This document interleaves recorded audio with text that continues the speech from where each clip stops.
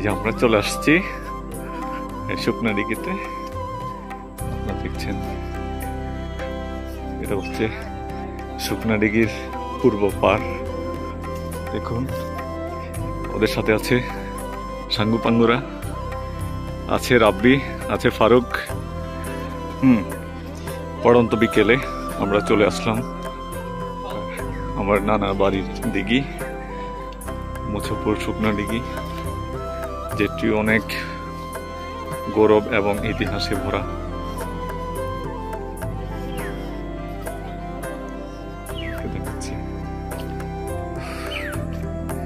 দেখুন কত প্রাকৃতিক সৌন্দর্যে ঘেরা, দেখুন কত সুন্দর।